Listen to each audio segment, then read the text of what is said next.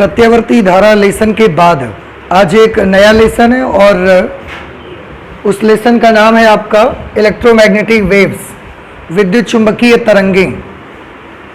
ठीक है, विद्युत चुंबकीय तरंगें कैसे जनरेट करते हैं ये आपने सीखा है प्रत्यावर्ती धारा के लेसन में। उसके लिए कौन सा सर्किट यूज करते हैं हम लोग?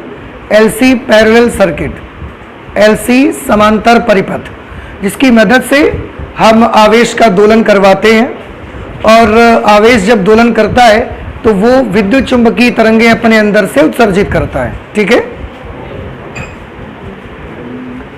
आज हम लोग विद्युत चुंबकीय तरंग का लेसन ही स्टडी करेंगे। इस लेसन में सबसे पहली जो चीज हम लोगों ने पढ़नी है वो है विस्थापन धारा। आपको मैं बताऊं कि विद्युत चुंबकीय तरंगों के बारे में सबसे ज्यादा जो स्टडी की हुई थी वो एक वैज्ञानिक थे, मैक्सवेल, उन्होंने करी थी और उन्होंने ही ये डिस्प्लेसमेंट करंट की कॉन्सेप्ट भी दी थी। इससे पहले हम लोगों ने करंट के बारे में तो पढ़ा है, उसके फॉर्मूले पढ़े हैं, बहुत सारी चीजें किया है, लेकिन आज धारा के साथ एक नया आपका एडजेक्टिव लग के आ रहा है जो कि डिस्प्लेसमेंट करंट के नाम से है। तो क्या होती है डिस्प्लेसमेंट करंट, इसको थोड़ा सा समझने की कोशिश करिए। यहाँ पर मैंने एक परिपथ बना के रखा है जिसमें एसी का सोर्स लगाया हमने। एसी सोर्स का नाम आते ही आपको ये दिमाग में आ जाना चाहिए कि इसमें जो वोल्टेज यहाँ पर सर्किट में जाएगी वो वोल्टेज किस तरह की होगी।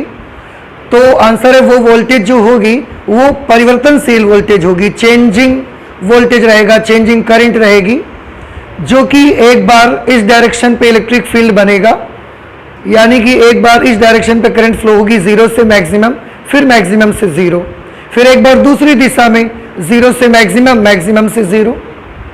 ये अल्टरनेटिंग करंट में आपने देखा हुआ है। ये एसी का हमने सोर्स लगाया, यहां पर ये दो प्लेट्स हमने लगा दी हैं।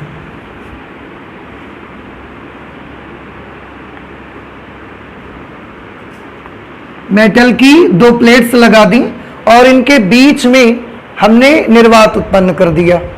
निर्वात कैसे उत्पन्न कर दिया? अगर ऐसे प्लेट लगी होंगी तो बीच में तो वायु होगी ही। हमने क्या किया, इस पे चारों तरफ ऐसा ग्लास लगा दिया, कांच, और इसके भीतर से जो भी एयर था उसको हमने वैक्यूम पंप से बाहर कर दिया। तो इस जगह पर हमने निर्वात उत्पन्न कर दिया। ये आप याद कर लीजिए, थोड़ा ध्यान रखिएगा कि यहां पर निर्वात है, वैक्यूम है। ठीक है, तो ये मेटल की प्लेट्स लगी हुई हैं और बीच में इनकी जो जगह है यहां पर हमने निर्वात उत्पन्न कर दिया है। निर्वात उत्पन्न करने का मतलब है कोई भी एयर पार्टिकल बीच में नहीं है। यहां हमने एसी का सोर्स लगाया। अब जब हम एसी सोर्स को ऑन करते हैं तो क्या होता है, थोड़ा ध्यान से देखिए। यहां से करंट ऐसे चलती है, यहां पर करंट ऐसे आती है, करंट आएगी, ये हमको कैसे पता चलेगा? हम इस सोर्स को ऑन करेंगे और करंट ऐसा फ्लो होना स्टार्ट हो जाएगी सर्किट में। इस बात का अंदाजा या इस बात का पता हमको कैसे चलेगा? तो मैं आपको बताऊं, किसी भी सर्किट में करंट फ्लो होती है उसके लिए हमको उसमें कुछ दिखता नहीं है, हम केवल उसके इफेक्ट देखकर बताते हैं कि करंट है या नहीं है। करंट के क्या इफेक्ट होते हैं? तो आंसर है करंट के आपने 3 इफेक्ट पढ़े हुए हैं, 3 इफेक्ट्स ऑफ इलेक्ट्रिक करंट। आपने एक इफेक्ट पढ़ा हुआ है कि इसमें मतलब ये क्या कर सकता है, मैग्नेटिक इफेक्ट शो करता है, हीटिंग इफेक्ट शो करती है करंट, और केमिकल इफेक्ट भी शो करती है। तो करंट के 3 प्रकार के इफेक्ट्स होते हैं। एक हीटिंग इफेक्ट कि करंट अगर कहीं फ्लो होती है तो उससे वो जो कंडक्टर होता है वो गर्म हो जाता है, हीट हो जाता है। आपने ये सब क्लास 10th में पढ़ा हुआ है। और हीटिंग इफेक्ट पर बेस्ड हमने 2 उपकरण भी पढ़े हुए हैं, जिनमें से एक हीटर पढ़ा था, इलेक्ट्रिक हीटर आपने पढ़ा है, इलेक्ट्रिक प्रेस आपने पढ़ा है, एक बल्ब भी पढ़ा हुआ है आपने।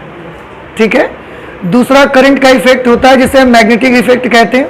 अगर किसी भी चालक तार में धारा बहती है तो उसके चारों तरफ एक चुंबकीय क्षेत्र उत्पन्न हो जाता है, यह भी करंट का इफेक्ट है। तीसरा एक इफेक्ट होता है केमिकल इफेक्ट, रासायनिक प्रभाव। केमिकल इफेक्ट में विद्युत अपघटन वगैरह करवाते हैं। तो करंट के ये 3 प्रकार के इफेक्ट होते हैं। तो किसी भी सर्किट में करंट है या नहीं है हम पता कैसे लगाते हैं? तो उसके लिए दिखता तो हमें कुछ नहीं है कि कोई चीज ऐसा जा रही है, ऐसा हमको नहीं दिखता है, पर उस करंट के जो इफेक्ट होते हैं वो हम देख करके ये बता सकते हैं कि किसी सर्किट में करंट है या नहीं है। आज भी हमें यही करना है। एसी सोर्स लगाया और इसको ऑन कर दिया, इसमें से करंट ऐसा जाएगी। तो मेरा क्वेश्चन है कि आप कैसे पहचानोगे कि इसमें करंट ऐसा जा रही है? आंसर है करंट के जो 3 इफेक्ट हैं उनमें से अगर कोई भी इफेक्ट आपको दिख जाता है तो आप कह सकते हैं कि इस सर्किट में करंट फ्लो हो रही है। अब उन 3 इफेक्ट्स में यहां पर हम कौन सा इफेक्ट यूज करेंगे? सबसे इजी इफेक्ट ये है कि आप एक काम करिए, इसके पास में ये जो कंडक्टर आप देख रहे हैं, चालक तार, इसके पास में एक मैग्नेटिक नीडल आप रखिए। मैग्नेटिक नीडल आपको याद है, कंपास। आप इसके पास एक कंपास रखिए और देखिए कि क्या जब हम स्विच ऑन करते हैं ये मैग्नेटिक कंपास एक्चुअली जब करंट फ्लो नहीं होती है उस वक्त ये जिस दिशा में ठहरती है, क्या करंट के फ्लो होने पर भी उसी दिशा में रहती है या ये अपनी डायरेक्शन को चेंज कर लेती है? कुछ बात समझ आ रही है आपको? कि फिर से देखो, आपको याद होगा कि जो मैग्नेटिक कंपास होती है वो चुंबकीय क्षेत्र से प्रभावित होती है। चुंबकीय क्षेत्र उस पर फोर्स लगा सकता है। तो हमने क्या किया, एक यहां पर कंपास लगाई और हम कैसे जान जाएंगे इसको देख करके कि इस पे करंट है? तो हम ऐसे जान जाएंगे कि कंपास जैसे हमने यहां रख दी,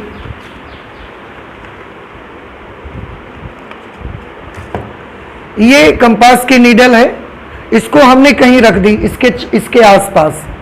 हम देखते हैं कि करंट से जब भी किसी चालक तार में धारा बहती है तो उसके चारों तरफ एक चुंबकीय क्षेत्र उत्पन्न हो जाता है।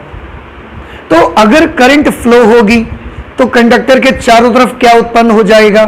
चुंबकीय क्षेत्र। और अगर चुंबकीय क्षेत्र उत्पन्न होगा तो वो चुंबकीय क्षेत्र इस कंपास पर फोर्स लगाएगा और फोर्स लगाकर इसे इसकी एक्चुअल डायरेक्शन से थोड़ा बहुत इधर या उधर डिस्प्लेस कर देगा, विस्थापित कर देगा।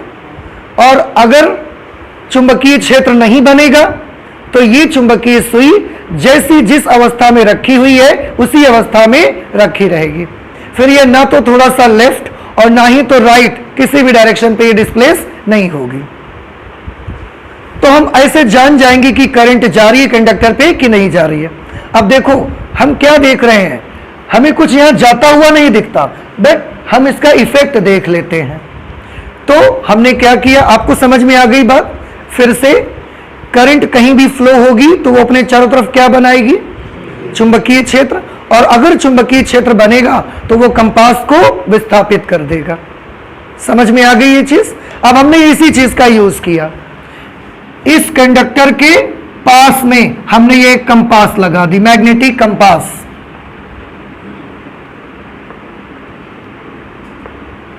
मैग्नेटिक कंपास लगा दी, रख दी इसके अगल बगल।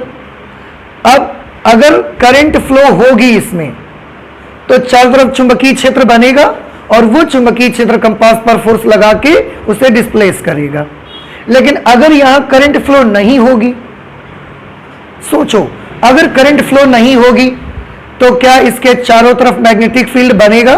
आंसर इज नो, क्योंकि करंट से ही चुंबकीय क्षेत्र बनता है। तो अगर करंट फ्लो नहीं होगी, मैग्नेटिक फील्ड नहीं बनेगा। अगर मैग्नेटिक फील्ड नहीं बनेगा तो ये कंपास ज्यों की त्यों रखी रहेगी, ना तो वो ऐसा डिस्प्लेस होगी ना ऐसा डिस्प्लेस होगी, किसी दिशा में विस्थापित नहीं हो सकती।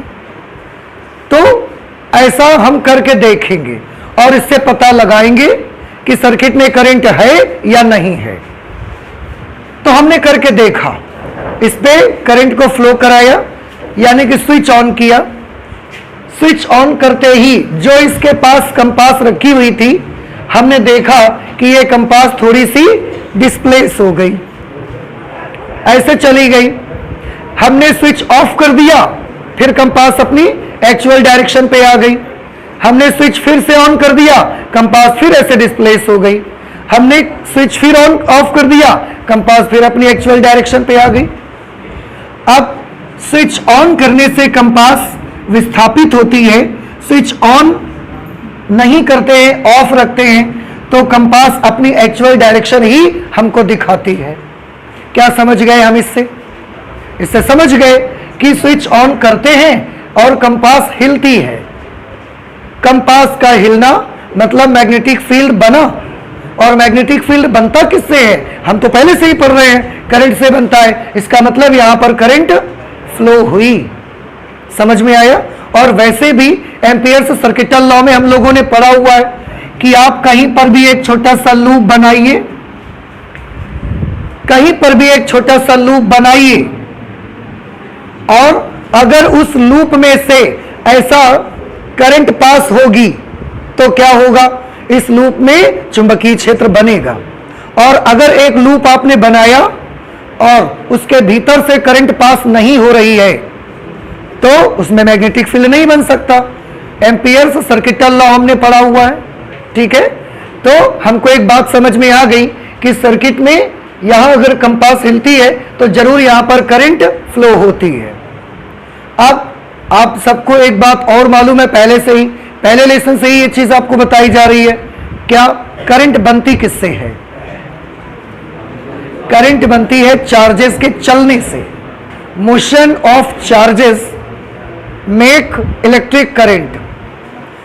गतिमान आवेश, अगर आवेश गति करेगा, आवेश एक जगह रुका रहेगा, उससे करंट नहीं बनेगी। लेकिन अगर आवेश एक जगह रहेगा तो करंट नहीं बनेगी, लेकिन अगर वो चलने लगेगा तो करंट बनाएगा। और सोचिए, आवेश, फिर से ये सब बातें पढ़ चुके हैं, मैं सिर्फ आपको याद दिला रहा हूं। देखिए करंट कैसे बनती है? आवेशों के चलने से। करंट से क्या बनता है? चुंबकीय क्षेत्र। फिर से करंट पर आइए, तो करंट कैसे बनी? आवेशों के चलने से। और आवेश किस पर होता है? आवेश किसी ना किसी कण पर होता है। पार्टिकल के बगैर चार्ज पॉसिबल नहीं है। चार्ज चाहे इलेक्ट्रॉन पर होगा तो भी इलेक्ट्रॉन पार्टिकल है, प्रोटॉन पर अगर चार्ज है तो प्रोटॉन पार्टिकल है। तो चार्ज केवल और केवल किस पर हो सकता है? पार्टिकल पर। तो अगर हम ये बोलते हैं कि चार्ज गति कर रहा है, इसका मतलब साफ है कि एक पार्टिकल गति कर रहा है। ये बात समझ आती है आपको? अब यहां पर तो हमने कंपास लगा के देख लिया और पता लग गया कि करंट इसमें फ्लो हो रही है। इस जगह पर हमने क्या करके रखा है? पूरी तरह से निर्वात बना के रखा है। कैसे? ये जो दो प्लेट्स ऐसे लगी हुई हैं, इन दोनों प्लेट्स में ऐसा हमने कांच को, ग्लास को ऐसा लगा दिया। ग्लास लगाने के बाद बिल्कुल पैक कर दिया उसको, और पैक करने के बाद उसमें वैक्यूम पंप से उसके अंदर की एयर भी निकाल दी। मतलब हमने क्या उत्पन्न कर दिया? यहां अगर निर्वात उत्पन्न कर दिया है, इसका क्या मतलब है? इसके अंदर कौन से पार्टिकल बचे होंगे? निर्वात उत्पन्न कर दिया तो अब यहां पर इसके अंदर कौन से पार्टिकल्स बचे होंगे? आंसर है कोई पार्टिकल नहीं। आपने जब निर्वात कर दिया, हवा तक खींच के निकाल दी उसकी, अब वहां पर क्या बचा होगा? तो यहां पर कोई पार्टिकल अब बचा होगा क्या? आंसर है यहां पर कोई पार्टिकल नहीं है, एयर मॉलिक्यूल्स तक उपस्थित नहीं है यहां पर। ध्यान रहेगा आपको? ओके। अब हमने यहां पर वही कंपास, ये वाली कंपास इसके अंदर रख दी उठा के।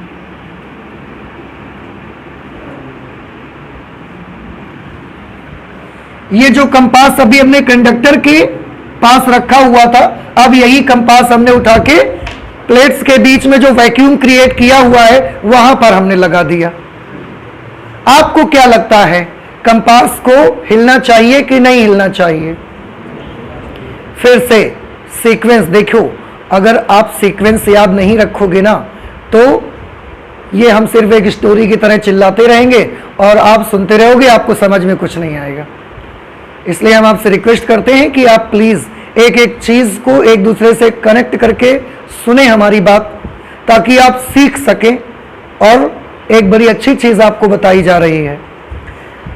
हम ये सोचते हैं कि कंपास यहां से हिलेगा कि नहीं हिलेगा। कंपास को कौन हिला सकता है?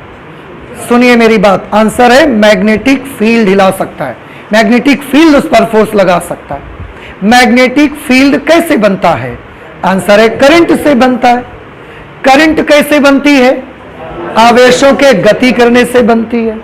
आवेश किस पर होता है? पार्टिकल पर। तो आवेश गति कर रहा है, इसका मतलब पार्टिकल गति करना पड़ेगा, और इसके भीतर तो पार्टिकल है नहीं। पूरा सीरियल समझ में आया? अब आप मुझे बताइए, अभी मैंने बताया है, अब आप मुझे बताइए, कंपास को कौन हिला सकता है? चुंबकीय क्षेत्र हिला सकता है। चुंबकीय क्षेत्र कैसे बनेगा? करंट से बनेगा। करंट कैसे बनती है? आवेशों के गति करने से बनती है। और आवेश किस पर होता है? पार्टिकल पर। तो क्या इसके अंदर पार्टिकल है? इसके अंदर पार्टिकल नहीं है। अगर इसके अंदर पार्टिकल नहीं है, इसका मतलब है आवेश नहीं है। आवेश नहीं है तो गति नहीं कर सकता। गति नहीं कर सकता तो करंट नहीं बनेगी। करंट नहीं बनेगी, मैग्नेटिक फील्ड नहीं बनेगा। मैग्नेटिक फील्ड नहीं बनेगा, कंपास नहीं हिलेगी। तो कंपास भीतर रखिए, ये तो क्या हिलेगी? क्या नहीं हिलेगी, नहीं हिलनी चाहिए। ये हमारा नॉलेज कहता है, ये हमारी साइंस कहती है। हमने रख के देखा कि देखा जाएगा जो होगा, एक बार रखो देखते हैं क्या होता। हमने रखा और हम आश्चर्य में पड़ गए। क्यों? क्योंकि कंपास हिलती है।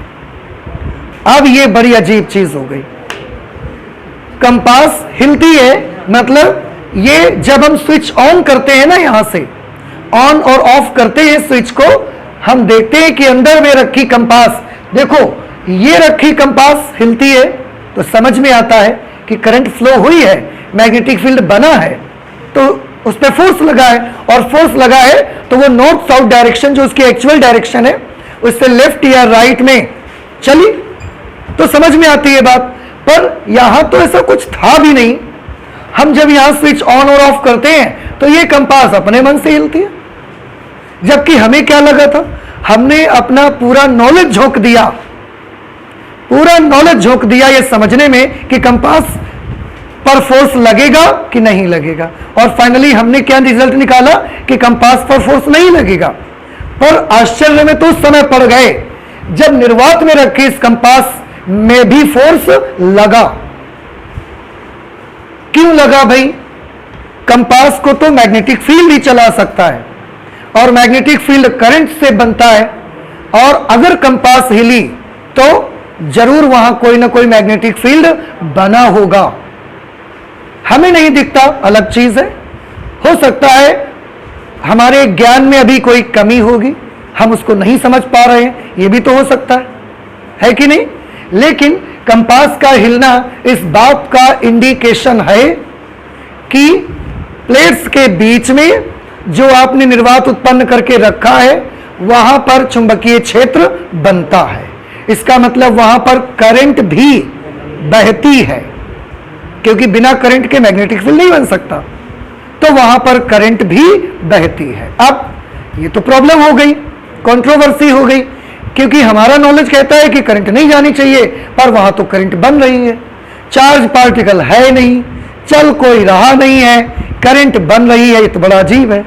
और प्लेट्स इतनी दूर पर हैं, बीच में कुछ है नहीं उस पर प्रैक्टिकल ने हमको समझाया कि करंट तो बनी, करंट नहीं बनती, मैग्नेटिक फील्ड नहीं बनता, मैग्नेटिक फील्ड नहीं बनता, कंपास हिलती नहीं, पर कंपास हिलती है।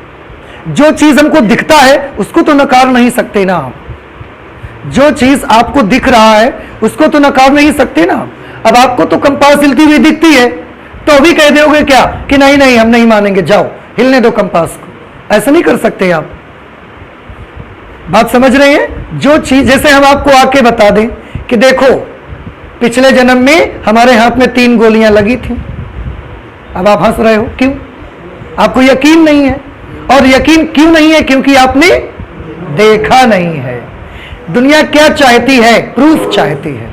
अब या तो हम अपना हाथ खोलें और आपको निशान दिखा दें 3 गोलियों के, तो दुनिया क्या चाहती है? प्रूफ। और आपको हम प्रूफ दे तो रहे कि कंपास हिल रही है। अब तो मानोगे आप कि अभी भी नहीं मानोगे? अगर हम ऐसी आके कहानी स्टोरी बताते आपको कि रखेंगे तो कंपास हिलेगा, नहीं, हम तो करके दिखा रहे हैं आपको। और अगर हम करके दिखा रहे हैं आपको तो आपको मानना ही पड़ेगा। अब बात ये आती है कि क्या हमारा ज्ञान कमजोर पड़ गया इसको समझने के लिए, या अभी भी हमारे नॉलेज में कुछ कमी रह गई? तो इस प्रॉब्लम को दूर करने के लिए वे जो साइंटिस्ट थे मैक्सवेल, उन्होंने बताया कि नहीं, आपका ज्ञान मतलब गलत नहीं है, आपका जो नॉलेज है वो रॉन्ग नहीं है, जितना भी आपने अभी तक सीखा है वो सब सही सीखा है, बस आपके नॉलेज में ना थोड़ा सा अधूरापन है, उसको पूरा कर लो जरा। अब उन्होंने इस प्रॉब्लम को कैसे सॉल्व किया? तो उनका ये कहना था कि अगर किसी स्थान पर वैद्युत क्षेत्र आपने लगाया, इलेक्ट्रिक फील्ड, वो इलेक्ट्रिक फील्ड अगर परिवर्तित होगा बार बार, तो उसकी वजह से भी करंट बन सकती है। इसके पहले तक हम क्या पढ़ते थे कि किसी स्थान पर अगर चार्ज मूव करेगा, आवेश गति करेगा, तो उसकी वजह से करंट बनती है। उन्होंने बोला ये बात जो आपने सीखी है ना, ये गलत नहीं है, ये बिल्कुल सही है कि चार्ज के चलने से क्या बनती है? करंट। लेकिन करंट सिर्फ चार्ज के चलने से बनती है, यह गलत है। करंट और एक कारण से बन सकती है, और वो कारण क्या है? वैद्युत क्षेत्र का लगातार परिवर्तित होना। तो किसी भी जगह पर आप वैद्युत क्षेत्र को परिवर्तित करो तो वहां पर क्या बन सकती है? करंट बन सकती है। तो मैक्सवेल ने जब ये बताया, उसके बाद से, उनके ये बताने के बाद से अब हमने करंट के नॉलेज में एक चीज और ऐड कर ली। क्या हमने करंट के नॉलेज में ऐड कर ली? ऐड ये कर लिया कि करंट कैसे बनती है।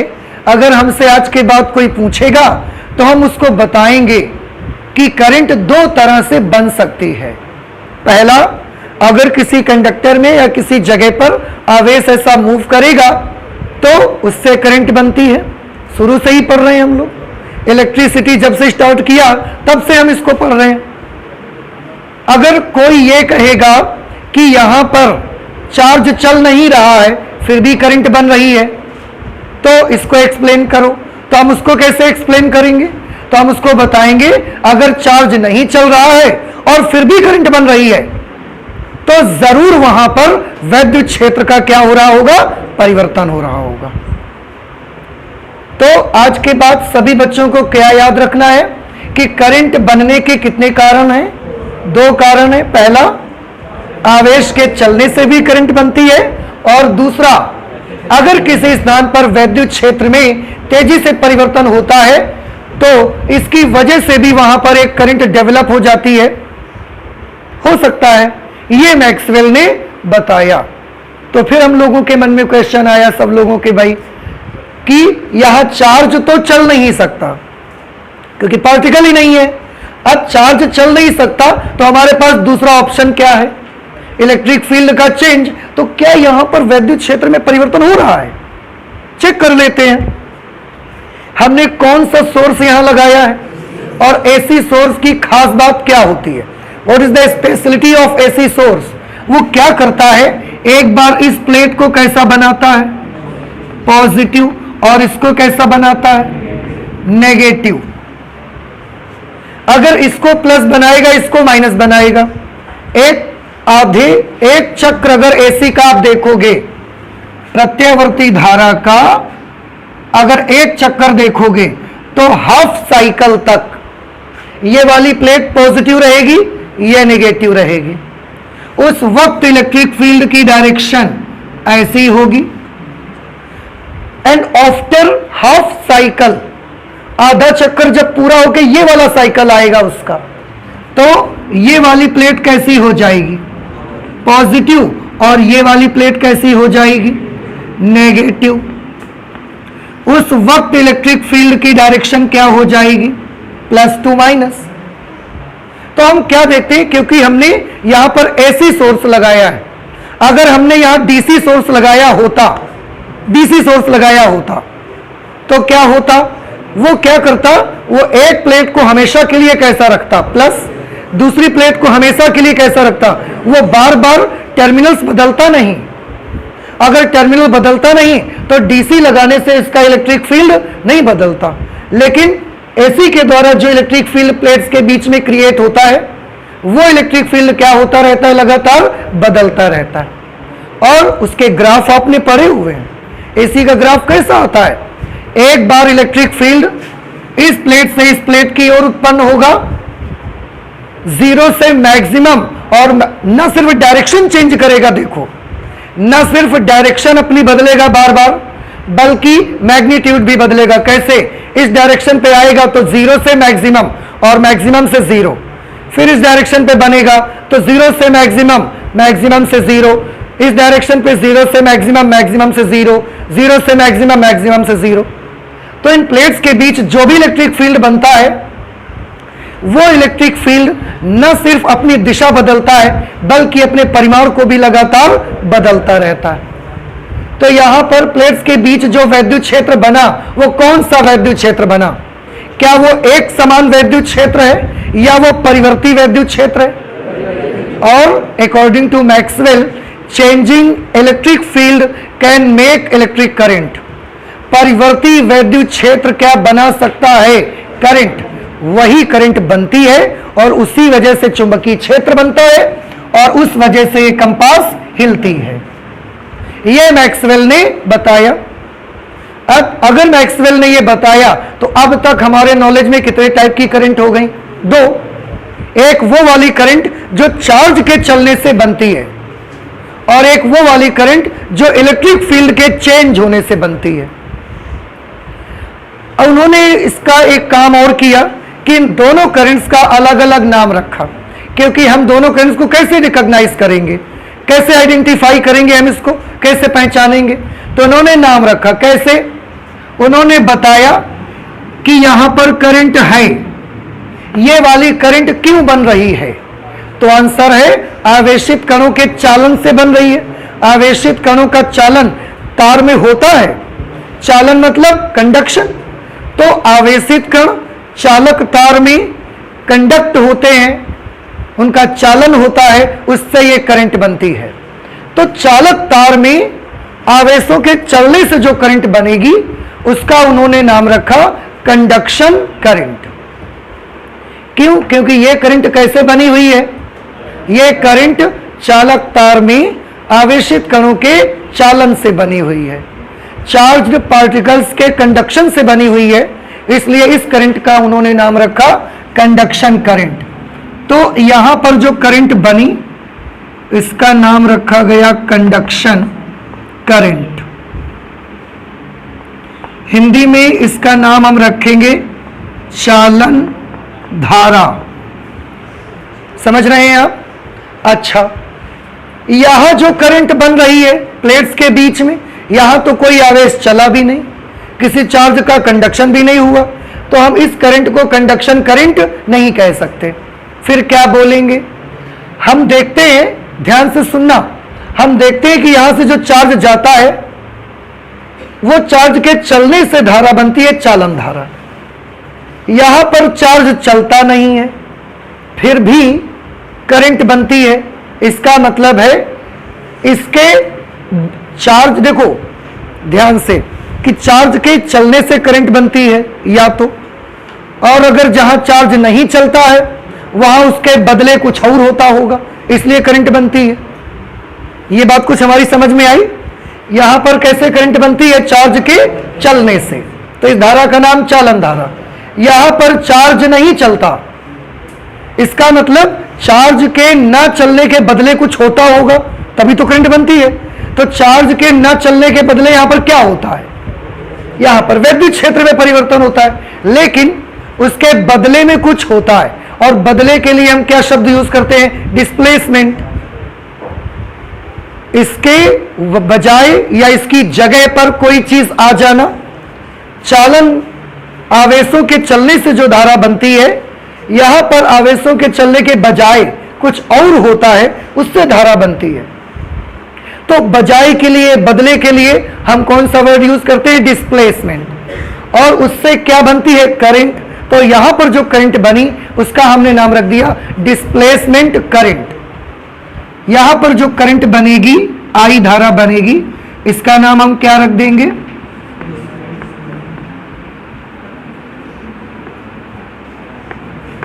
Displacement current. आप जानते हैं जब ये सब हुआ उसके बाद इन दोनों के सिंबल भी अलग अलग बना दिए गए। सिंबल कैसे? बोला गया कि जो चालन धारा होती है उसको आज से आप आईसी लिखा करेंगे। आईसी क्यों? Conduction current. I stand for current and C stand for conduction. Displacement current का भी सिंबल बनाया गया I D, displacement current. I current के लिए है और डी डिस्प्लेसमेंट के लिए है। समझ आ गया? तो ये विस्थापन धारा कहलाती है। बहुत इंपॉर्टेंट क्वेश्चन है, एग्जामिनेशन में विस्थापन धारा की परिभाषा अधिकतर आती है, इसलिए अच्छे से इसको तैयार कर लें। और अब हम चाहें तो विस्थापन धारा को डिफाइन कर सकते हैं। देखिए मैंने लिख के रखा है, किसी स्थान पर परिवर्ती वैद्युत क्षेत्र, देख रहे हैं, किसी स्थान पर परिवर्ती वैद्युत क्षेत्र के कारण उत्पन्न होने वाली वैद्युत धारा को विस्थापन धारा कहते हैं। बताइए ये चीज समझ आई कि नहीं आई आपको? आ गया? अब देखो ये आप पहले पढ़ चुके, समझ गए, तो अब हमको इसमें ज्यादा मेहनत नहीं करनी पड़ रही है। तो किसी स्थान पर परिवर्ती वैद्युत क्षेत्र के कारण उत्पन्न होने वाली वैद्युत धारा को विस्थापन धारा कहते हैं। विस्थापन धारा के सभी प्रभाव वही होते हैं जो गतिमान आवेश के कारण उत्पन्न चालन धारा के होते हैं। मतलब ऐसा नहीं है कि चालन धारा की इफेक्ट आप देखोगे तो अलग मिलेंगे, विस्थापन धारा के इफेक्ट्स देखोगे तो अलग मिलेंगे, ऐसा नहीं है। दोनों ही करंट के इफेक्ट सेम है। अगर चालन धारा के 3 इफेक्ट हैं, heating effect, magnetic effect, chemical effect, तो डिस्प्लेसमेंट करंट के भी यही 3 इफेक्ट हैं, हीटिंग इफेक्ट, मैग्नेटिक इफेक्ट और केमिकल इफेक्ट। तो प्रभाव सेम वही है, बस ये आवेशों के चलने से नहीं बनी, बल्कि ये वैद्युत क्षेत्र के तेजी से परिवर्तन होने के कारण बनी हुई है। समझ आ रहा है कुछ आपको? ठीक, अच्छा। तो अब आप मुझे बता सकते हैं यहां पर कौन सी धारा होगी? जहां आवेश चलेगा वहां आईसी, और जहां आपको लगे यहां आवेश नहीं चल सकता, इलेक्ट्रिक फील्ड के चेंज होने से करंट बनी, वहां पर आईडी। तो यहां पर करंट को क्या लिखा जाएगा? आईसी, और यहां वाली करंट को क्या लिखेंगे? आईडी। और देखिए अब अगर कोई पूछेगा कि परिपथ में टोटल करंट कितनी है, तो फिर total current in the circuit,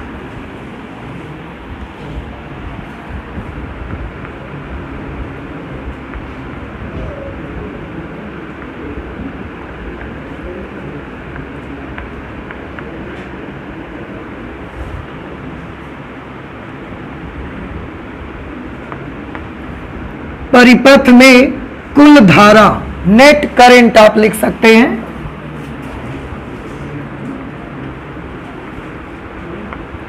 कितनी आएगी? तो मैक्सवेल का यह कहना था, यहां पर करंट अगर आईसी है और यहां पर करंट आईडी है, अच्छा बताओ यहां कौन सी करंट होगी? आईडी की आईसी? आईसी, क्योंकि अब आप समझते हैं यहां पर चार्ज चलेगा तो कंडक्शन करंट आएगी। तो मैक्सवेल का ये कहना था कि सर्किट में टोटल कितनी करंट बनेगी? अगर यहां आईसी है, यहां पर आईडी है, तो नेट करंट बनेगी आईसी प्लस आईडी के बराबर। कुछ समझ में आ रही है आपको? अच्छा, लेकिन उनका यह भी कहना था कि आईसी प्लस आईडी करंट बनेगी, पर कुछ चीजें हैं जिन्हें आप भूलिए नहीं। कैसे? जैसे अगर मैं आपको बात करूंगा अराउंड कंडक्टर,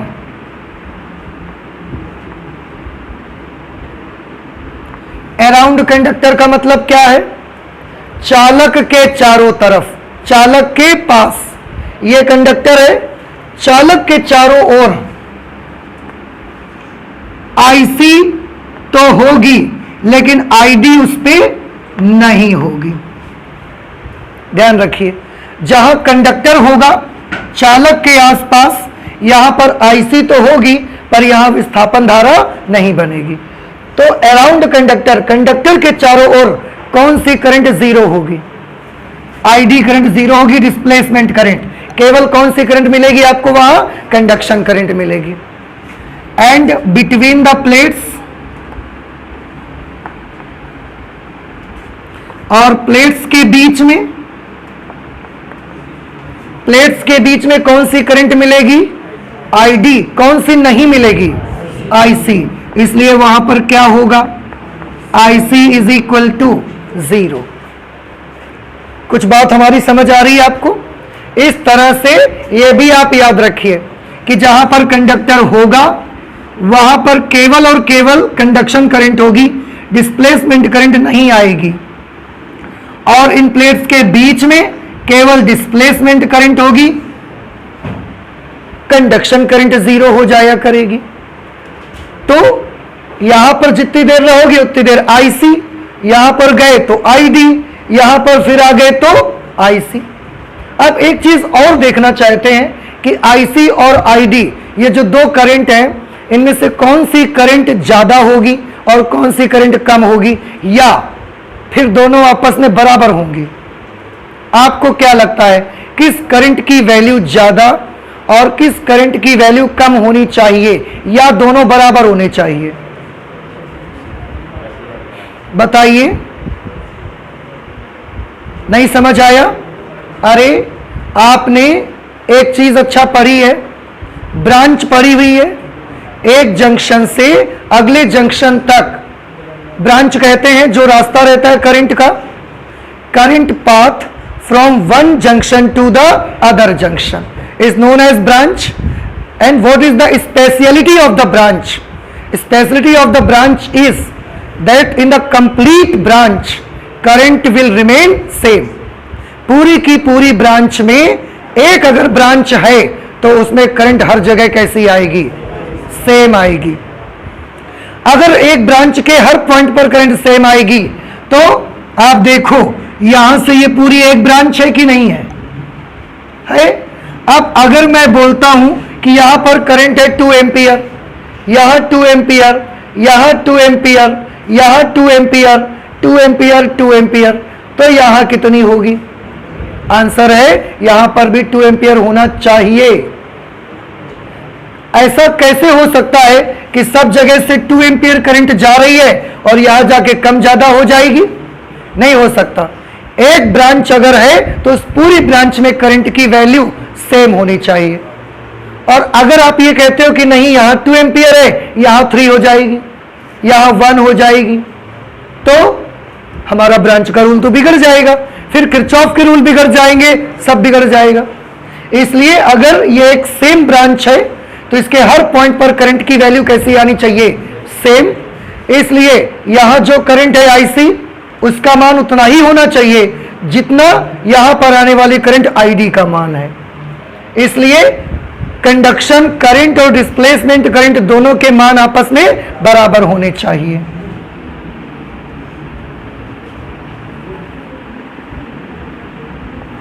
क्या IC should be equal to ID? IC का मान आईडी के बराबर होना चाहिए। कुछ बात हमारी समझ में आ रही है? लेकिन एक जगह पर एक ही प्रकार की करंट हो सकती है। चालक तार होगा तो चालन धारा, प्लेट्स के बीच इलेक्ट्रिक फील्ड में चेंज कर रहे होंगे तो विस्थापन धारा। एक जगह पर दो प्रकार की करंट नहीं हो सकती। ठीक है, तो ये हमने नोट कर दिया। अब ये जब हम सब कुछ पढ़ रहे हैं, अब सभी बच्चों के मन में एक क्वेश्चन और आ रहा है कि चालन धारा का सूत्र तो हम जानते हैं। क्या आप जानते हैं चालन धारा का सूत्र? We know what is the value of IC. चालन धारा का सूत्र होता है dq upon dt। q upon t याद आ रहा है आपको? I is equal to q upon t। आवेश प्रवाह की दर को वैद्युत धारा कहते हैं। यह चालन धारा का सूत्र है, पहले से ही जानते हैं आप। इसके बाद डिस्प्लेसमेंट करंट का क्या फॉर्मूला बनेगा, विस्थापन धारा के लिए क्या सूत्र बनेगा, ये हम देखना चाहते हैं। तो मैक्सवेल ने इसको क्वांटिफाई किया, इसका परिमाण बताया कि विस्थापन धारा की वैल्यू कितनी होगी। उसने उसकी जो वैल्यू बताई वो ये बताई कि इसकी वैल्यू आएगी epsilon naught D D T of phi E. ये विस्थापन धारा का मान आएगा और ये विस्थापन धारा का सूत्र बनेगा epsilon naught into D phi E upon D T. Epsilon naught क्या है, निर्वात की विद्युतशीलता। फाई ई क्या चीज है, वैद्युत फ्लक्स। आपने दो प्रकार के फ्लक्स पढ़े हुए हैं, फाई बी पढ़ा है चुंबकीय फ्लक्स और फाई ई पढ़ा हुआ है वैद्युत फ्लक्स। तो ये वैद्युत फ्लक्स है। वैद्युत फ्लक्स का फॉर्मूला क्या होता है, E इंटू ए। तो हम चाहें तो इसकी जगह पर E इंटू ए लिख सकते हैं, D D T of E into A, phi E की जगह पर। अब E और A में से A कांस्टेंट होगा, प्लेट्स का जो एरिया होगा वो तो नहीं बदल रहा है, पर बीच में बदल क्या रहा है, E। तो कांस्टेंट है, इसको आप बाहर कर सकते हो। ID की वैल्यू कितनी आ जाएगी, epsilon naught into A into D D T of E. और अब आप ध्यान से देखिए, यह फॉर्मूला भी आपको बताएगा डिस्प्लेसमेंट करंट की जानकारी। कैसे, ये क्या है देखो, डी डी टी ऑफ ई। ये क्या है, डी डी टी ऑफ ई, समय के साथ वैद्युत क्षेत्र में परिवर्तन। और इसी से क्या बनती है, विस्थापन धारा। तो समय के साथ अगर वैद्युत क्षेत्र में परिवर्तन होगा तो धारा बनेगी और उस धारा का नाम क्या होगा, विस्थापन धारा। तो फॉर्मूले में भी हमको दिखता है कि समय के साथ वैद्युत क्षेत्र में अगर परिवर्तन हो रहा है तो उससे क्या बनेगी, विस्थापन धारा। ये सब कुछ विस्थापन धारा के बारे में सारी चीजें कंप्लीट हो गई। एंड आई होप कि ये चीज आपको समझ में आई है। नहीं समझ में आई ये बात आपको आ गई तो आप प्लीज इससे नोट कर लें। इसके बाद इस लेसन में अगला जो आर्टिकल आ रहा है that is again a very most important article and it is frequently asked in the examination, that is Maxwell's equation, Maxwell की समीकरणें। ठीक है, तो आप प्लीज इसे जल्दी से नोट करें। हम मैक्सवेल्स इक्वेशन पर आते हैं। ओके, मैक्सवेल्स इक्वेशन स्टडी करेंगे। हेडिंग डालिए सभी लोग, मैक्सवेल की समीकरणें। चलिए लिखिए जल्दी से।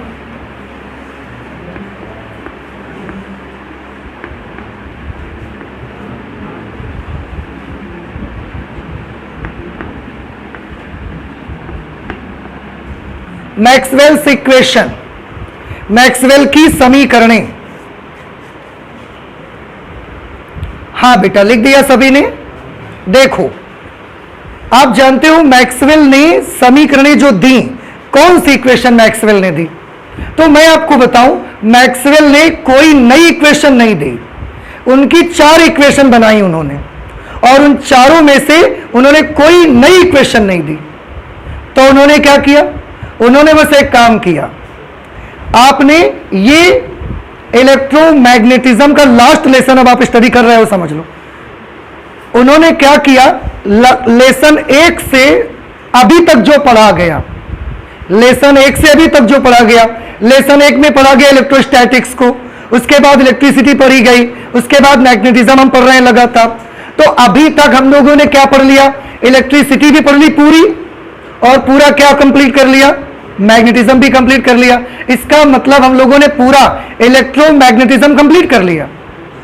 तो मैक्स और इलेक्ट्रोमैग्नेटिज्म कंप्लीट करते वक्त बहुत सारी इक्वेशन बनाई, बहुत सारे सूत्र बनाए आपने, बहुत सारी समीकरणें आपने बनाई, किया सब कुछ। मैक्सवेल ने क्या किया, उनमें से जितने सारे इक्वेशंस आपने अभी तक बनाए, लगा के कहां से कहां तक, शुरुआत से इलेक्ट्रिसिटी से लेकर के इलेक्ट्रोस्टैटिक्स से लेकर मैग्नेटिज्म तक बहुत सारे फॉर्मूले बने होंगे, बहुत सारे इक्वेशंस बनाई होंगी। उन्होंने उनमें से 4 इक्वेशन को चुना। बस इतनी सारी इक्वेशन जो हमने बनाई, उनमें से केवल उन्होंने कौन सी कितनी इक्वेशंस चुनी? वो 4 चुनने का उन्होंने नया नहीं बनाया, देखो उन्होंने कुछ नहीं किया। अब फिर से समझ लीजिए, क्या ये जो 4 इक्वेशंस हम पढ़ने जा रहे हैं, क्या उन्होंने अपनी इक्वेशन बना के बताई? नहीं। इलेक्ट्रोस्टैटिक्स से लेकर मैग्नेटिज्म तक जो भी इक्वेशंस हमको मिली, उन्होंने उन सारी इक्वेशन को एक जगह रखा, फिर उनमें से 4 इक्वेशन चुनी और आपके जैसा अक्कड़ बक्कड़ करके नहीं चुना। उन्होंने ऐसी 4 इक्वेशन निकाली। उनका कहना यह था कि ये 4 इक्वेशन ऐसी इक्वेशन हैं जो कंप्लीट इलेक्ट्रोमैग्नेटिज्म क्लियर करेंगी आपको। पूरा का पूरा वैद्युत और पूरा का पूरा चुंबकत्व, अगर आप उसके सारी चीजें देखने जाओगे तो केवल ये 4 इक्वेशन में छुपा हुआ है।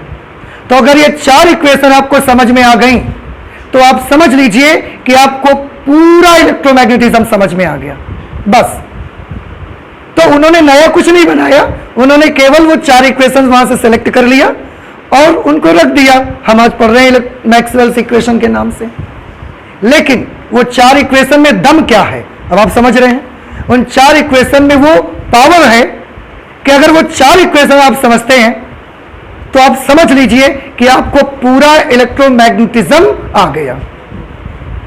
और वही 4 इक्वेशन है जो पूरे वैद्युत चुंबकत्व को एक्सप्लेन कर सकती हैं। उसके अलावा कोई 5वीं इक्वेशन हमको नहीं चाहिए। तो वो 4 इक्वेशन ही आपके कंप्लीट इलेक्ट्रोमैग्नेटिज्म को एक्सप्लेन करके आपको बता सकते हैं।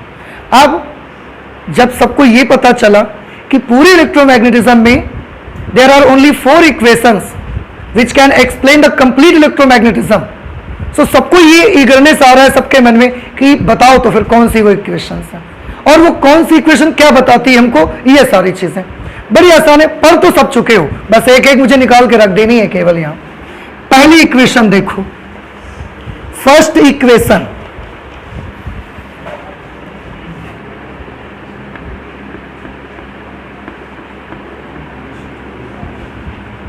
और एग्जामिनेशन में बहुत पूछे जाते हैं, इसलिए प्लीज इन्हें बहुत अच्छे से तैयार करिएगा सभी लोग, ठीक है।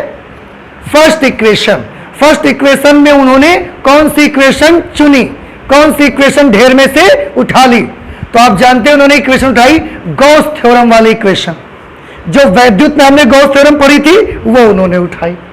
तो फर्स्ट इक्वेशन में कौन आया? Gauss theorem in electrostatics.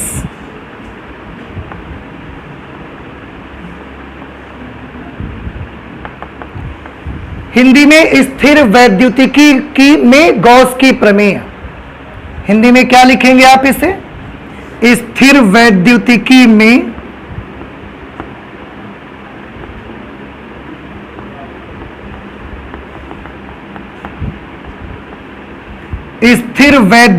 में गॉस की प्रमेय।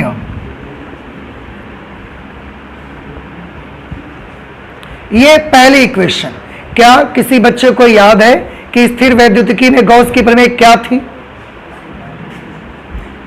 Closed integral of E dot dA।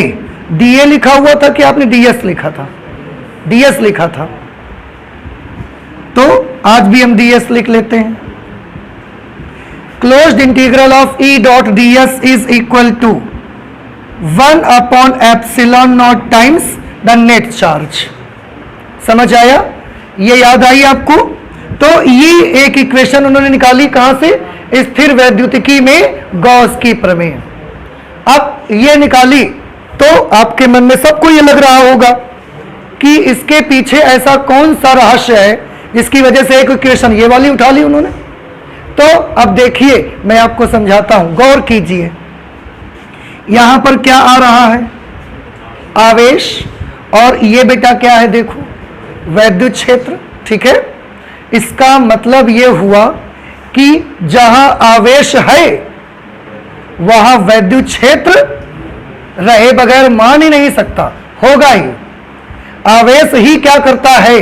वैद्युत क्षेत्र उत्पन्न करता है। और देखिए अगर कहीं वैद्युत क्षेत्र है तो जरूर याद कर लीजिए कि उसके चारों तरफ हमें नहीं दिख रहा है, अलग बात है, लेकिन उसके चारों तरफ कहीं ना कहीं क्या होगा, आवेश होगा। कहने का मतलब यूं कि वैद्युत क्षेत्र और आवेश एक दूसरे के बगैर हो ही नहीं सकते। मतलब आप जैसे ये कह दो कि ये एक आवेश है लेकिन इसके चारों तरफ कोई वैद्युत क्षेत्र नहीं है, तो हम नहीं मानेंगे, हो ही नहीं सकता, असंभव कि आवेश हो पर इलेक्ट्रिक फील्ड ना हो, इम्पॉसिबल है। दूसरी चीज, अगर आप ये कह दोगे कि यहां पर इस जगह पर वैद्युत क्षेत्र है पर यहां कोई आवेश नहीं है, तो भी नहीं मान सकते, तो भी असंभव। Electric field and charge can not exist without each other, एक दूसरे के बगैर इनका कोई अस्तित्व ही नहीं है। कुछ बात हमारी समझ में आ रही है आपको कि अगर किसी जगह पर आवेश है तो उसके चारों तरफ कंपल्सरीली, आवश्यक रूप से जरूर क्या होगा, वैद्युत क्षेत्र। और अगर किसी जगह पर वैद्युत क्षेत्र है तो यकीन करिए कि आसपास कहीं ना कहीं कोई ना कोई चार्ज होगा। ये अलग है कि हम देख ना पा रहे हैं उसको, लेकिन होगा, कंफर्म। समझ में आया? तो हम क्या लिख सकते हैं, ये इक्वेशन हमको कौन सी जानकारी देती है? हम इसका कंक्लूजन लिखेंगे कि इस इक्वेशन से हमें पता क्या लगता है। इस इक्वेशन से हमें पता लगता है कि वैद्युत क्षेत्र और आवेश एक दूसरे के बगैर अस्तित्व नहीं हो सकता।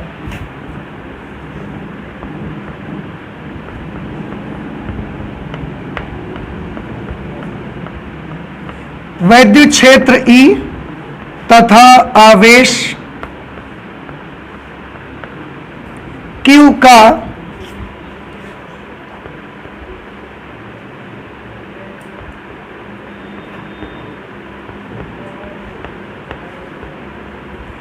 एक दूसरे के बिना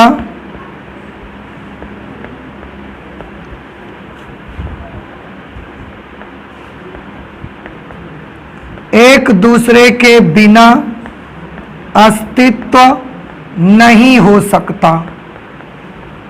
याद रख लीजिए कि वैद्युत क्षेत्र तथा आवेश का एक दूसरे के बिना एग्जिस्ट कर ही नहीं सकते ये, ठीक है। दूसरे शब्दों में हम इसको यह भी लिख सकते हैं कि आवेश ही वैद्युत क्षेत्र का स्रोत है,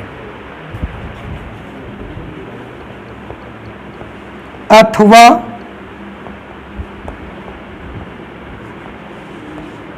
आवेश ही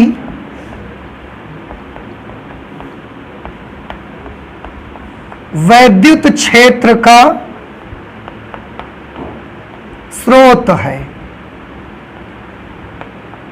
ये आप ये याद कर लेना है। तो ये मैक्सवेल की पहली इक्वेशन हो गई।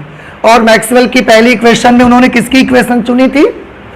स्थिर वैद्युतिकी में गॉस की प्रमेय को चुना और उससे उन्होंने क्या बताया कि इलेक्ट्रिक फील्ड और charge can not exist without each other, एक दूसरे के बगैर इनका अस्तित्व नहीं है।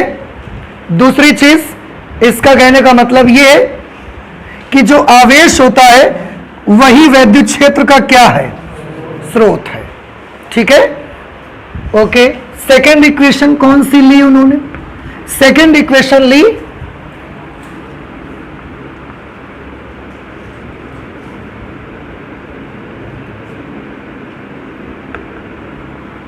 सेकेंड इक्वेशन में उन्होंने गॉस थ्योरम इन मैग्नेटिज्म लिया।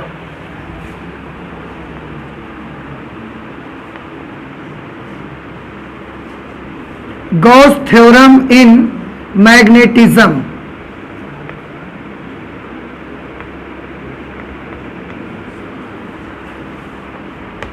चुंबकत्व में गॉस की प्रमेय।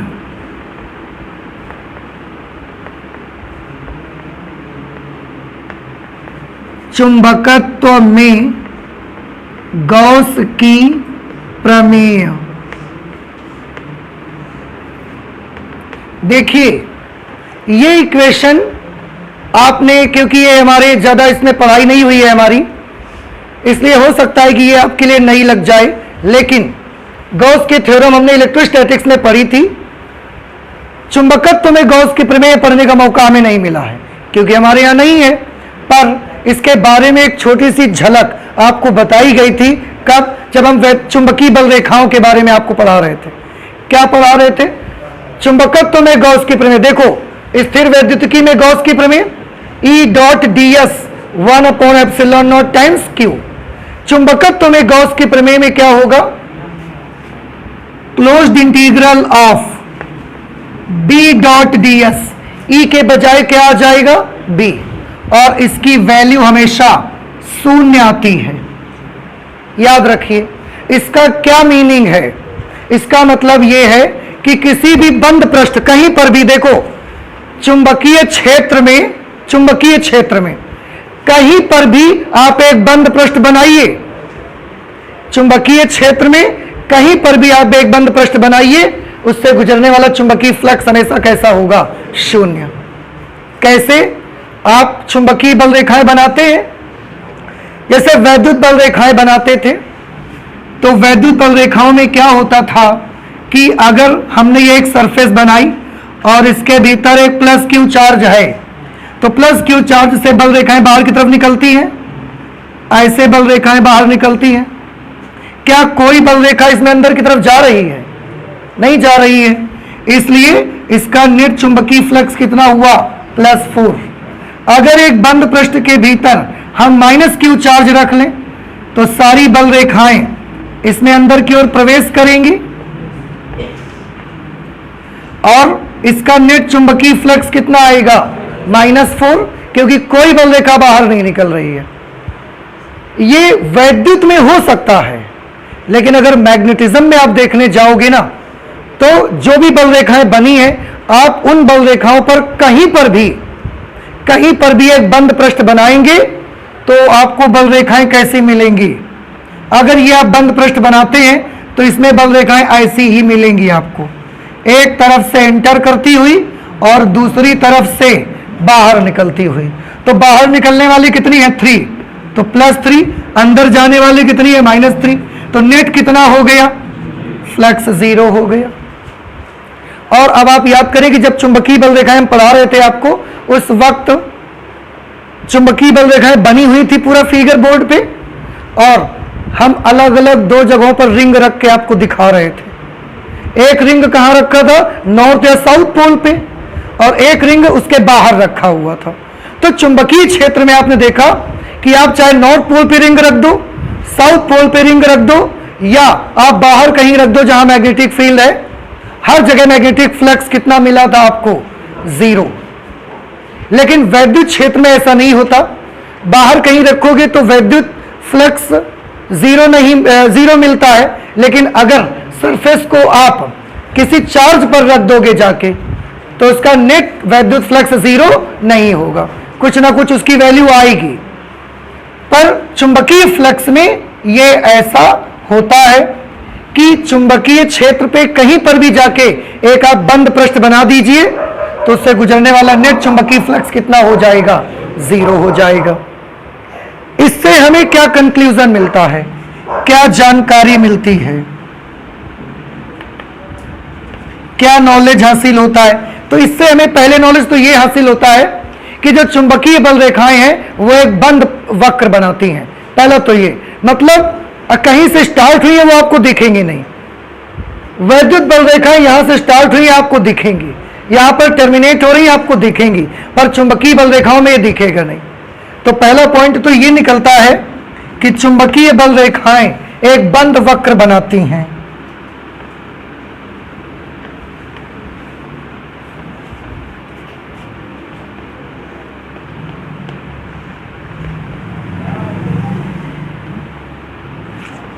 चुंबकीय बल रेखाएं एक बंद वक्र बनाती हैं। बंद वक्र मतलब क्लोज्ड लूप बनाती हैं। और दूसरा जो इससे जानकारी हमको हासिल होती है वो ये जानकारी हासिल होती है कि नॉर्थ और साउथ पोल को एक दूसरे से अलग किया ही नहीं जा सकता।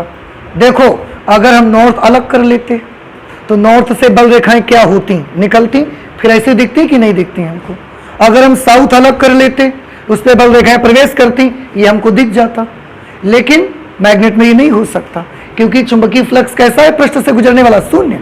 तो ये हमको ये बात भी बताता है कि आप नॉर्थ और साउथ को अलग नहीं कर सकते। तो चुंबक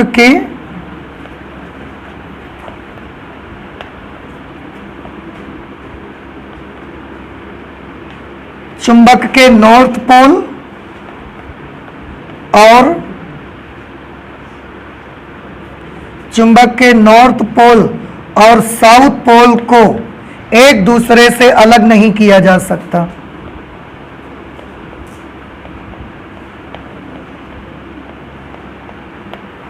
एक दूसरे से अलग नहीं किया जा सकता।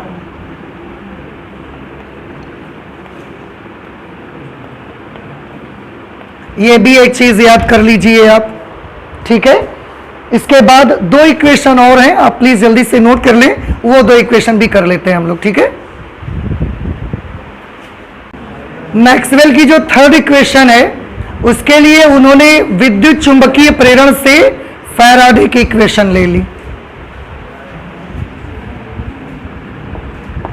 फैराडे की equation, Faraday's equation of electromagnetic induction.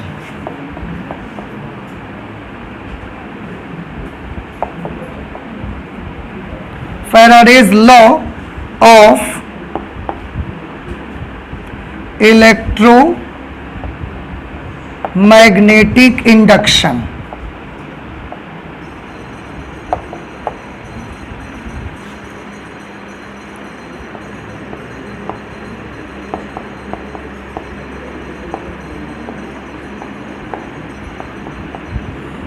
विद्युत चुंबकीय प्रेरण में फैराडे का नियम या फैराडे के समीकरण।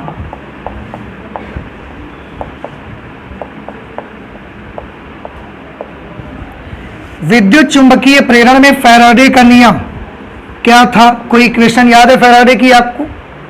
उसमें इक्वेशन थी E is equal to minus D phi B upon D T.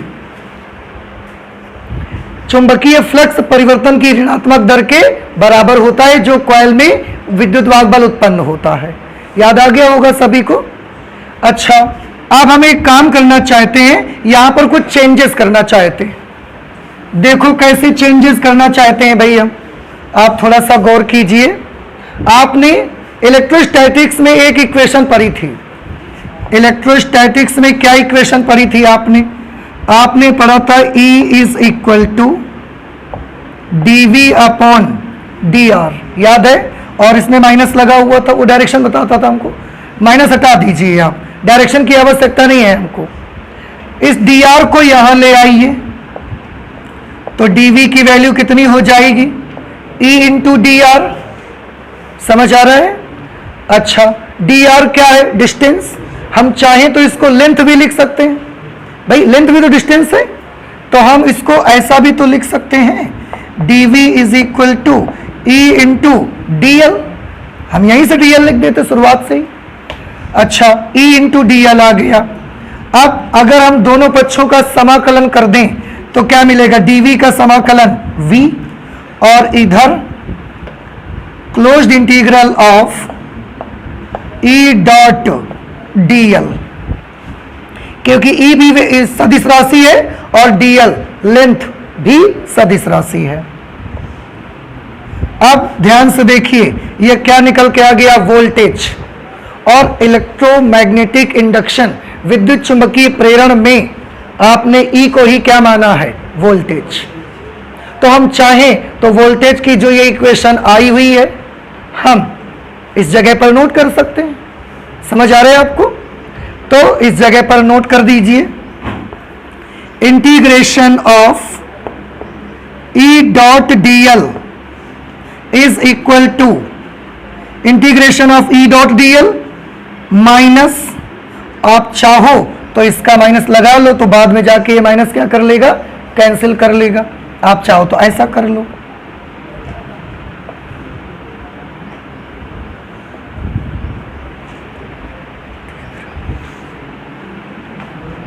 Closed loop कर लो आप, तो यहां पर वो माइनस ऐसे दिखेगा आपको, यहां पर माइनस, यहां d अपॉन डी टी। बहुआ 5b की जगह पर क्या लिखें, चुंबकीय फ्लक्स है, और चुंबकीय फ्लक्स का फॉर्मूला b इंटू ए, याद आया आपको, इसमें से a बाहर हो जाएगा, line integral of electric field, minus से माइनस कैंसल कर दो, इज इक्वल टू a बाहर आ गया, यहां पर हमको दिखा d dt ऑफ b।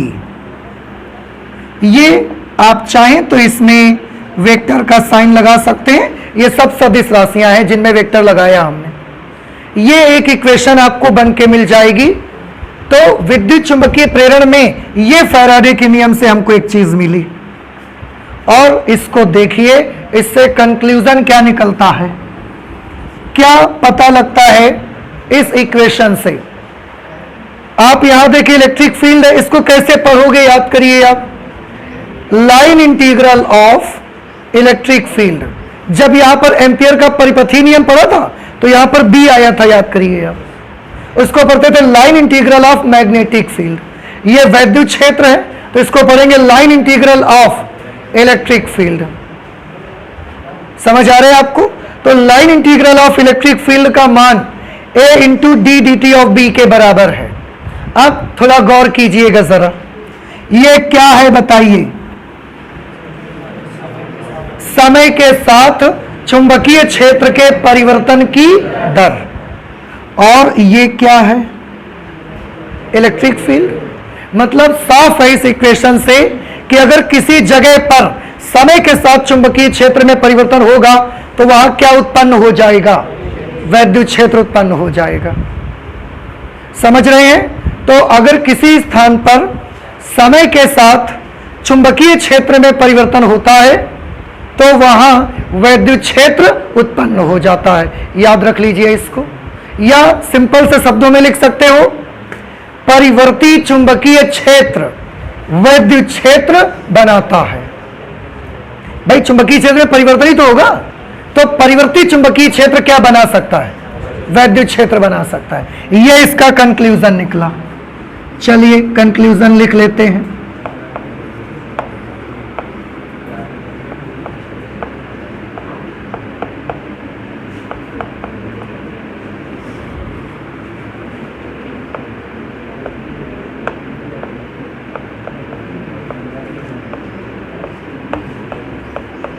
परिवर्ती वैद्युत क्षेत्र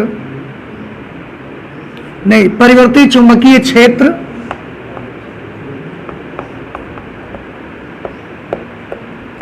वैद्युत क्षेत्र उत्पन्न कर सकता है। परिवर्ती चुंबकीय क्षेत्र वैद्युत क्षेत्र उत्पन्न कर सकता है, या करता है, सीधे लिख सकते हैं। परिवर्ती चुंबकीय क्षेत्र वैद्युत क्षेत्र उत्पन्न करता है। ध्यान रहेगा सभी को कि अगर किसी जगह पर चुंबकीय क्षेत्र में तेजी से परिवर्तन हो रहा है तो वहां पर क्या उत्पन्न हो जाएगा, एक इलेक्ट्रिक फील्ड उत्पन्न हो जाएगा। ये थर्ड इक्वेशन से हमको मिला।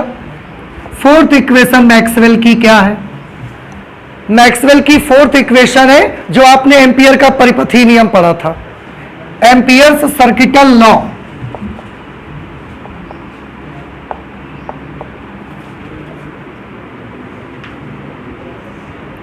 एम्पियर्स सर्किटल लॉ, एम्पियर का परिपथीय नियम।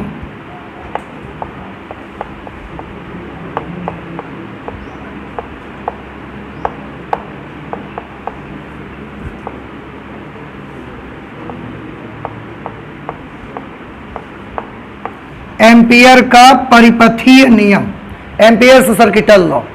सभी को याद होगा एम्पियर के परिपथीय नियम में क्लोज्ड इंटीग्रल ऑफ या line integral of B dot DL, line integral of magnetic field for a closed loop. समझ रहे हैं? Line integral of magnetic field for a closed loop, एक बंद लूप के लिए चुंबकीय क्षेत्र का रेखीय समाकल किसके बराबर होता है?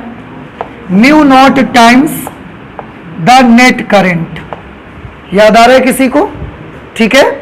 अच्छा, अब ये एम्पियर का सर्किटल लॉ है, जिन्होंने ये बताया था। तो फिर अब आप कहोगे था का मतलब क्या है? नहीं क्या, क्योंकि ये इक्वेशन किसने बनाई है?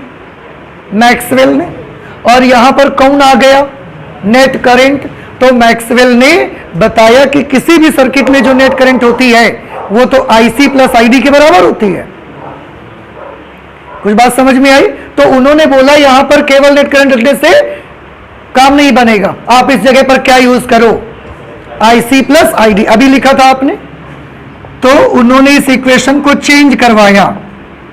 चेंज करवाया क्या? चेंज किया। म्यू नॉट टाइम्स और बहुआ नेट करंट की जगह उन्होंने क्या नोट कर दिया? IC plus ID. अब ये बात समझ में आई कि नहीं आई? आपको आया समझ में? अच्छा, आईसी, इन सब के फॉर्मूलाज लिख दो आप। B dot D L is equal to mu naught times, क्या आप आईसी का फॉर्मूला बता सकते हैं मुझे? हाँ, अभी हमने बताया था सभी को, D D T of Q plus I D का फॉर्मूला अभी निकाला आपने। Epsilon not a into D E upon D T. आप चाहो इनमें वेक्टर लगा लो जहां जरूरत है।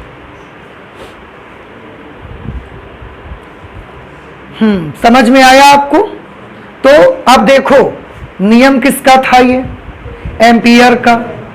और इसमें थोड़ा सा मैक्सवेल ने अपना नियम भी घुसा दिया साथ में, इसलिए इस नियम को अब हम केवल एम्पियर सर्किटल लॉ नहीं बोलते, हमने इस नियम का नाम भी बदल दिया कि थोड़ा मैक्सवेल को भी तो इसका क्रेडिट मिलना चाहिए। तो हमने इसका नाम रख दिया एम्पियर्स मैक्सवेल इक्वेशन या मैक्सवेल्स एम्पियर इक्वेशन। आप इसको क्या कहेंगे? Ampere Maxwell's equation. मतलब एक्चुअली बेसिक रूप से लॉ किसका था? ये नियम एम्पियर का, लेकिन थोड़ा सा मैक्सवेल ने भी जो है ना बीच में अपना क्रेडिट ले लिया, क्योंकि उन्होंने करंट को बताया कि ऐसा लिखो आप करंट को, क्योंकि किसी भी सर्किट में करंट सिर्फ चालन धारा हो ऐसा जरूरी नहीं है, ये धारा भी हो सकती है और उसके सूत्र बताए। इसलिए हम केवल ये नाम नहीं लिखा करते हैं, हम ऐसा नाम लिखा करते हैं, दोनों को मिला के लिख देते हैं। क्यों? नियम किसका था? एम्पियर का। कंट्रीब्यूशन किसका था? सहयोग किसका था? इसलिए दोनों का नाम लगा दिया। ठीक है, थोड़ा थोड़ा एम्पियर भी हो गए, थोड़ा मैक्सवेल को भी बड़ाई मिल गई। बड़ाई वाला काम किया है तो मिलनी चाहिए यार, है ना? ये देखिए, ये इक्वेशन आ गई। अब आप सोचोगे इस इक्वेशन से क्या पता चला? देखो क्या पता चला। कंक्लूजन। बउआ ध्यान से देखो सभी बच्चे, इस इक्वेशन में मैं ये चीज आपको दिखाना चाहता हूं और इससे मैं इसको कनेक्ट करना चाहता हूं। देखो क्या है ये, बता सकते हैं आप? समय के साथ वैद्युत क्षेत्र में परिवर्तन की दर, और ये क्या है? चुंबकीय क्षेत्र। यहां पर भी ऐसा ही कुछ आया था, समय के साथ चुंबकीय क्षेत्र में परिवर्तन की दर, और ये क्या है? वैद्युत क्षेत्र।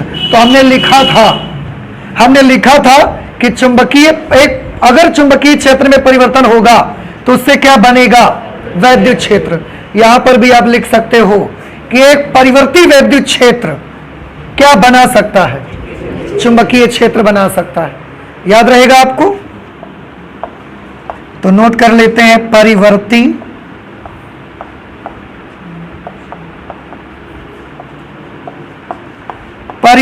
वैद्युत क्षेत्र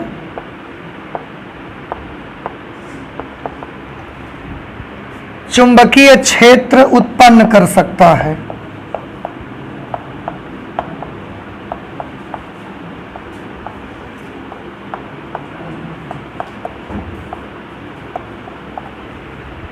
याद रख लीजिए। और अब दोनों नियमों को आप देखो ध्यान से। इसको भी देखिए और इसको भी देखिए। वहां क्या पता लगा था कि अगर परिवर्ती चुंबकीय क्षेत्र है तो वो क्या बनाएगा, वैद्युत क्षेत्र, और अगर परिवर्ती वैद्युत क्षेत्र है तो वो क्या बनाएगा, मतलब ये एक दूसरे को बना सकते हैं। कहीं पर अगर हम चुंबकीय क्षेत्र में तेजी से परिवर्तन कर रहे हैं तो वहां क्या बन जाएगा, वैद्युत क्षेत्र। लेकिन अगर कहीं हम वैद्युत क्षेत्र में तेजी से परिवर्तन कर रहे हैं तो चुंबकीय क्षेत्र भी बन जाएगा। ये चीज है, और इस आधार पर ही आप देखो मैक्सवेल ने विद्युत चुंबकीय तरंगों को किस तरीके से डिफाइन किया, उसका बनना कैसे दिखाया। अब ये सारी चीजें हम स्टडी करेंगे लेकिन अगली क्लास पे, ठीक है। तो आज हम फिजिक्स में इतना ही रखेंगे, बाकी और पढ़ाई करेंगे लेकिन नेक्स्ट क्लास पे करेंगे, ठीक है। Thank you.